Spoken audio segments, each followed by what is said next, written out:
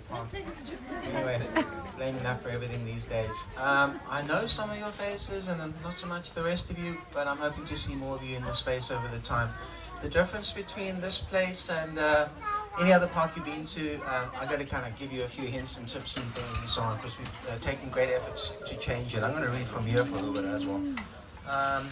As always, kind and fair words from Vanna. He always gives a very modest and decent approach to everything. So it's been quite reasonable to work with him and take this place to a decent level. Excuse the musicians here.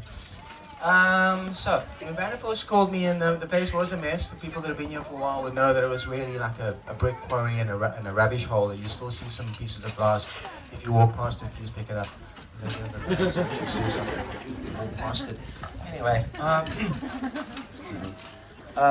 so when Vanna first called me in and he said, okay, the place is a mess, but I saw the dream and I realized that this is actually something that I can work with. And his little slogan on his vehicle kind of helped, join the story. I'm like, wait a minute, maybe this guy's actually going to do it. So I said, all right, I support this lot. And then I started discussing my dream.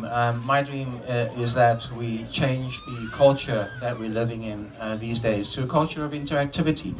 So instead of always just walking past your neighbor and living in your own little world, we had a space that you felt like it assisted in making new friends in a space and interacting with people and with nature at this point.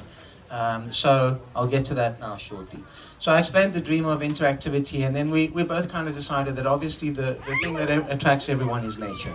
And so the place is nature-centric as opposed to just being an attractive garden to look at.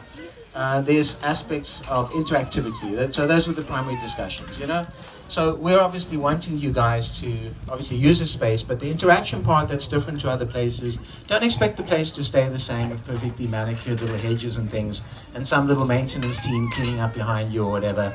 Go in there, there's succulents, there's an edible garden section up top there.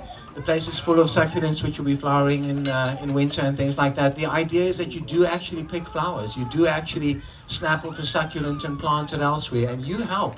And you're part of the story, part of changing the space. So you end up with natural landscaping. Natural landscaping will be a space that evolves out of its own accord over time. So that's why you'll see in certain areas it looks completely landscaped and finished, thanks to Brett and his understanding of a beautiful symphony and composition of plants, which, summer and winter, you'll actually feel the seasons passing, which is obviously part of the thing about being associated with nature or having an interaction with nature, is seeing the seasons pass around you and so on, which if you plant well, this becomes obvious.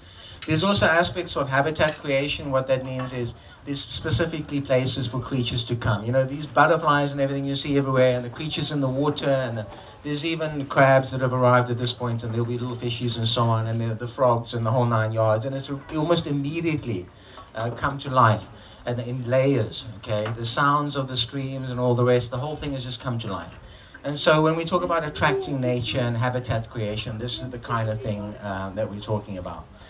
When I arrived here, it was a group of people that had a bit of passion and had a bit of vision, and that group then eventually has become a team. And that's the team that you see now between Vanna and, as Vanna said, it's Vicky, who's the architect, the landscape architect, who did a lot of the architectural understanding of the use of space and the proportions and all that kind of jazz. What I came in with is the general flow and the hardscaping and all these waterways you see here and all the rest. And Brett then the majority of all the landscaping, as I said. We had Skulk Fuliunas over here who came in and helped out with upgrading the idea of where you're seating and all that. And the list continues. We had Barrett Bertie on the electrical side who came in just in the nick of time and sorted out some of the electricals. So some of it wasn't as easy as what it looks to get done, but we managed as a team.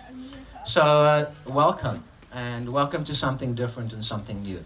And the difference I half mentioned was that you're actually involved in the space. And I'd like to quote from a book you guys are kind of familiar with. I thought it was mostly relevant probably to 70% of us. The rest of you can just hear. They're not that religious words. It's from Genesis 8, verse 22.